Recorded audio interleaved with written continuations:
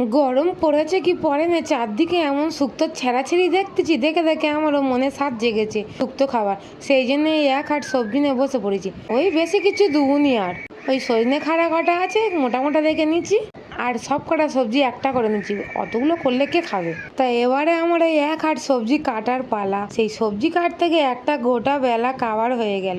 হেই দাঁড়াও দাঁড়াও, বেগুনটায় পোকা আছে কি আগে দেখে নি, দেখি তো ভালো করে। না, পোকা টোকা কিচ্ছু নেই, এবার কেটে নি। কখন রান্না বান্না হবে তা কে জান। আর আজকের একদম বেবাড়ির স্টাইলে শুক্তোটা করবো। দাঁড়াও আমার বরের ডেকে বলি নারকেলটা ভেঙে দিতে। ওই দে বেটা ছেলে একটা নারকেল ভাঙতেছে, দেখ খালি মারতেছে তো ভাঙে না। গায়ে কি জোর আছে না নি বললেন, আবার কত কায়দা মারতেছে।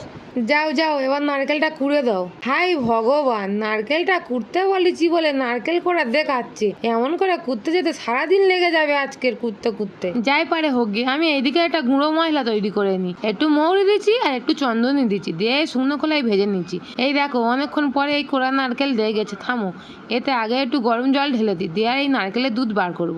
গরম জলে একটু ভিজে রাখলে হয়ে যাবে। খানিকক্ষণ পর এবার একটু হাত দিয়ে চেপে চেপে আর নারকেলের দুধটা নিংড়ে আর এই নারকেল 2 কাপ মতন দিয়ে দেবো। দিয়ে একটু আদা আর একটু সর্ষে দিয়ে বাটতে হবে এবার মশলাটা। ঝপকর যাও, নারকেলটা কুড়ুনি, এবার এইগুলো বেটে নিয়ে এসো। আর হ্যাঁ, ওই মশলাটা যেন আবার বেটে দেউনি, গুঁড়ো করে দেবে। চলো আমি এইদিকে ততক্ষণ এই ভাজাভুজিগুলো স্টার্ট করে দিই। এই প্রথমে একটু বড়ি ভেজে নেবো। হই দেখ বউটা কিরম চ্যাক করে তেলগুলো টেনে খেয়ে নিল, দেখ।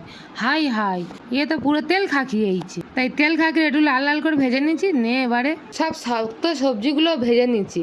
আর এই একটা হলো বেগুন, এও সেই তেল খাকি দিতে মত্তরি চ্যাক করে তেল টেনে নিচ্ছে। এ আবার হালকা ভাজতে হবে না তো নেতা হয়ে যাবে পুরো।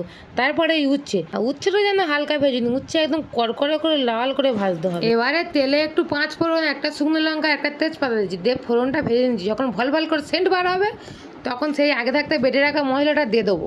আর বেশি কষাও নি যেন আবার সব স্বাদ উড়ে চলে যাবে। হালকা একটু নেড়ে চেড়ে নিয়ে ভেজে রাখা সবজিগুলো সব দিয়ে দেবো। হ্যাঁ, শুধু বড়িটা বাদ দিয়ে দেবে, বড়ি দিলে আবার ঘেঁটে গোবর হয়ে যাবে। এবারে একটু নেড়ে চেড়ে নিয়ে আছে নারকেলের দুধ বার করেছিলাম ওইটা দিয়ে দেবো।